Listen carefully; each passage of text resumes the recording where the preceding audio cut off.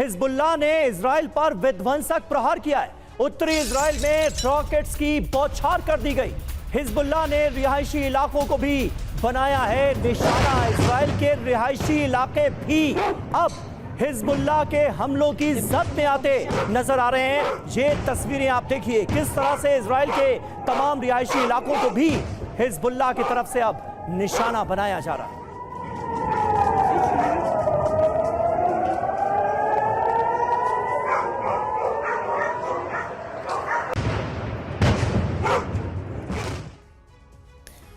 तो जिन इलाकों में सबसे ज्यादा तबाही मची है उसमें मेतुला सबसे ऊपर है, जहां पर मिलिट्री कमांड सेंटर खाक कर दिया गया है।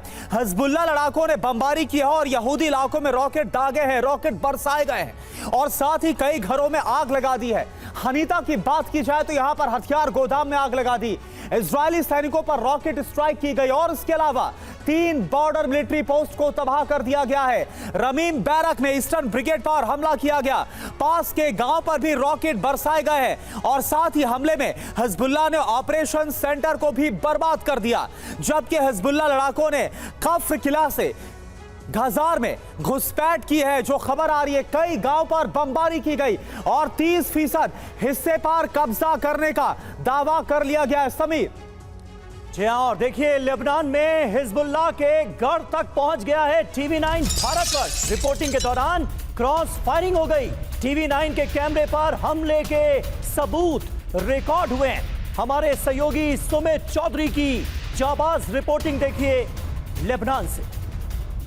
मैं इस समय मौजूद हूं इजराइल और लेबनान के बॉर्डर के आखिरी गांव सरबीन में और आप देखें तो ये आपको नजर आएगा कि कल रात कहा जा रहा है कि यहां पर इजराइल ने अपने कुछ रिटालिएटरी फायर किए थे जिसकी वजह से इस पूरे घरों को, आसपास के घरों को नुकसान पहुंचा। अगर आप देखें ये पूरे घर पूरी तरीके से तबाह हो चुके हैं और ख़ास बात यह कि यहाँ पर इस तरीके के निशान आपको हर जगह देखने को मिलेंगे। सरबीन यानी वो देसी, आप समझ सकते हैं कि दरअसल की जो पूरा 150 से 180 किलोमीटर का करीब करीब जो ब्लू लाइन है, जो बॉर्डर है लेबनान और इजराइल का। हालांकि बॉर्डर दोनों तरफ से इसको माना नहीं जाता, लेकिन अनऑफिशियली इसको एक बॉर्डर के तौर पर जाना जाता है। लेकिन इसी के पास करीबन 14 से 15 ऐसी पॉइंट्स हैं जो कन्फ्लिक्ट पॉइंट के तौर पर जिन्हें देखा जाता है। और आप देखें तो यहाँ पर अटैक किया गया है और दरअसल इजराइल हर उस इलाके को अटैक कर रहा है, खासतौर पर रिहायशी इलाकों को जहाँ पर उसको हिजबुल्लाह के होने का अंदेशा मिलता है। अगर आप देखें तो ये अटैक किए गए थे और ऐसे अटैक अगर आप देखें सामने सारी बिल्डिंगों के ऊपर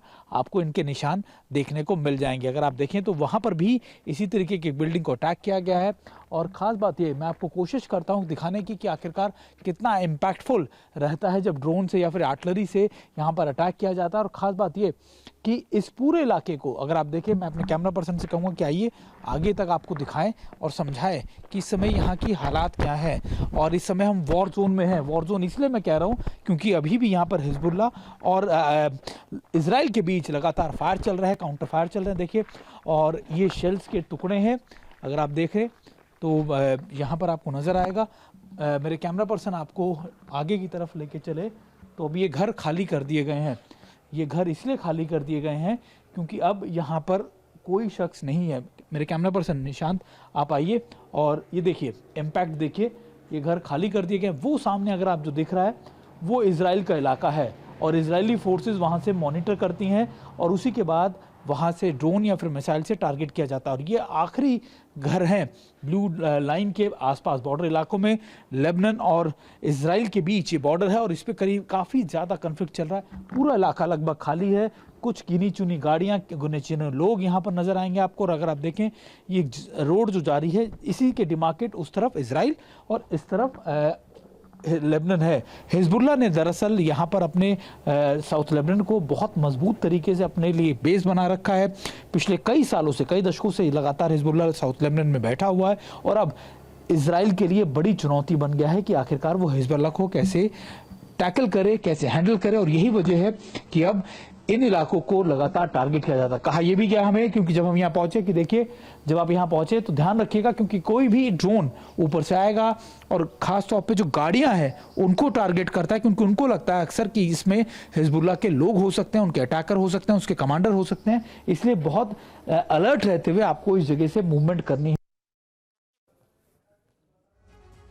तो देखा आपने इस मुश्किल वॉर जोन से सुमित चौधरी किस तरह से रिपोर्ट कर रहे हैं और लगातार हम तक हर खबर पहुंचा रहे हैं। हमारे सहयोगी मनीष झा भी स्टूडियो में हमारे साथ मौजूद हैं। मनीष, खास तौर पर युद्ध के बड़े विरोधी माने जाने वाले डोनाल्ड ट्रंप की हत्या की कोशिश के बाद यह बात और बड़े तौर पर कही जा रही है कि कोई तो है, कुछ बड़े लोग तो हैं जो नहीं चाहते कि दुनिया के इन दो हिस्सों में जंग किसी तरह से खत्म हो। खास करके अब इजराइल और लेबनान के बीच बढ़ते टेंशन के बाद इस सवाल का अगर हम जवाब ढूंढने की कोशिश करें तो जवाब क्या नजर आता है? बिल्कुल, देखिए सीधी सी बात है, रूस यूक्रेन युद्ध इसलिए चल रहा है क्योंकि नाटो युद्ध को खत्म करने के लिए तैयार नहीं है जी। इजराइल और मिडिल ईस्ट में युद्ध इसलिए चल रहा है क्योंकि बेंजामिन नेतन्याहू युद्ध को खत्म करने के लिए तैयार नहीं है।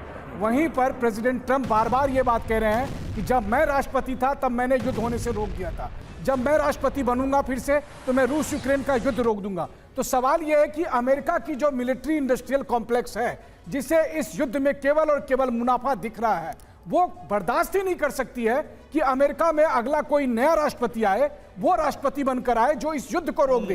क्योंकि इस युद्ध के जरिए जो हथियार की लॉबी को इतना फायदा मिल रहा है, जो हथियार की लॉबी के नाम पर जो इतनी फंडिंग हो रही है, अमेरिका से जो सैकड़ों बिलियन डॉलर के पैसे भेजे जा रहे हैं, आखिर इन सब का क्या होगा अगर युद्ध बंद हो जाएगा? तो जाहिर है कि ट्रंप टारगेट पर थे, और केवल ट्रंप ही नहीं, जिस भी नेता ने युद्ध की मुखालफत की है अभी हर वो टारगेट पर है। हमने स्लोवाकिया के प्राइम मिनिस्टर को पिछले महीने देखा कि रॉबर्ट फिको को कैसे उन पर जानलेवा हमला हुआ था। बिल्कुल, अगला हमला ट्रंप पर हुआ। ऐसा हर नेता जो युद्ध को रोकने की बात कर रहा है वो सब अभी टारगेट में है, क्योंकि हथियार की लॉबी। यानी आपके हिसाब से मनीष, अमेरिका की जो हथियार लॉबी है वो इतनी ज्यादा पावरफुल है कि अमेरिका की जो सरकार है उसकी पॉलिसीज, उसके फैसलों पर भी उसका सीधा असर रहता है। बिल्कुल, देखिए क्या प्रेसिडेंट ट्रंप, क्या प्रेसिडेंट बाइडेन आज की तारीख में युद्ध रोक सकते हैं? जो लोग अमेरिका की पॉलिटिक्स को जानते हैं उन्हें पता है कि बाइडेन चाहकर भी इस युद्ध को नहीं रोक सकते, क्योंकि उनके पीछे की जो लॉबी है वो लगातार उन पर दबाव बनाए हुए है कि इस युद्ध को चलाने रखना है। अभी हमने नाटो सम्मेलन होते हुए देखा, उसमें भी यही बात कही गई कि हमें इस युद्ध को जारी रखना है।